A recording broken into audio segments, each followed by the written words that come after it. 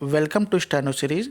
यहाँ आपको 80 शब्द प्रति मिनट के हिंदी डिक्टेशन बोले जाते हैं जो कि संपादकीय होते हैं, जो आपके आने वाले एग्जाम स्टेनो 333 और 1224 के लिए बहुत ही महत्वपूर्ण है। डिक्टेशन स्टार्ट होगी 5 सेकंड बाद। स्टार्ट। अमेरिकी हमले में ईरान के सुप्रीम लीडर अयातुल्ला खामेनेई के मारे जाने के बाद पश्चिम एशिया में उत्पन्न स्थिति पर भारत का रुख सतर्क एवं संतुलित है। भारत इस संघर्ष में प्रभावित सभी देशों के संपर्क में है तथा उनसे बातचीत भी कर रहा है। हालांकि अपने राष्ट्रीय हितों के मद्देनज़र न तो किसी देश के कृत्य की निंदा की है और न ही समर्थन। संघर्ष पर भारत ने चिंता जरूर प्रकट की है। नागरिकों की सुरक्षा, बातचीत और कूटनीति से मुद्दों के समाधान पर जोर दिया है, जिसे भारत की सधी हुई कूटनीति माना जा रहा है। पैरा। पूर्व राजनयिक जाकिर हुसैन ने कहा कि ऐसी स्थिति में कोई भी देश सबसे पहले अपने देश के हितों को ध्यान में रखता है। जैसे अमेरिका और इजराइल से भारत के हित सीधे जुड़े हुए हैं। यूएई, सऊदी अरब, बहरीन से भी प्रधानमंत्री ने बात की है। इन देशों में बड़े पैमाने पर भारतीय रहते हैं, जिनकी सुरक्षा भारत की सर्वोच्च प्राथमिकता है। दूसरे, इनसे भारत के वाणिज्यिक रिश्ते भी मजबूत हैं।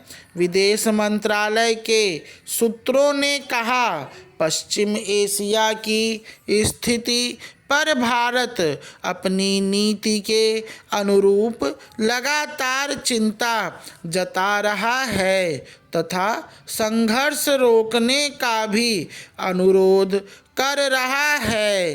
शनिवार को जब ईरान पर हमला हुआ था तो विदेश मंत्री एस जयशंकर ने सबसे पहले ईरान के विदेश मंत्री सईद अब्बास से फ़ोन पर बात की थी। उसी दिन उन्होंने इजराइल के विदेश मंत्री से भी बात की थी और दोनों देशों से संघर्ष नहीं बढ़ने देने का अनुरोध किया था। हालांकि उस वक्त खामेनेई के मारे जाने को लेकर स्थिति साफ नहीं थी।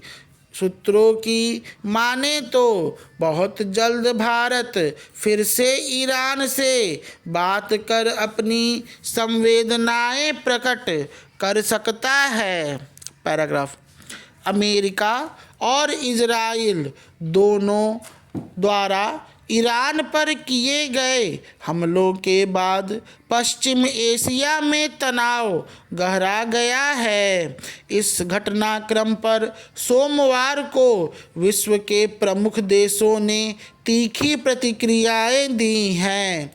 जहां कुछ देशों ने सैन्य कार्रवाई का समर्थन किया, वहीं कई ने इसकी आलोचना करते हुए तत्काल वार्ता और संयम बरतने की अपील की। अमेरिका के राष्ट्रपति डोनाल्ड ट्रंप ने ईरान के सर्वोच्च नेता अली खामेनेई के मारे जाने की घोषणा करते हुए इसे ईरानी लोगों के लिए अपने देश को वापस लेने का सबसे बड़ा मौका बताया।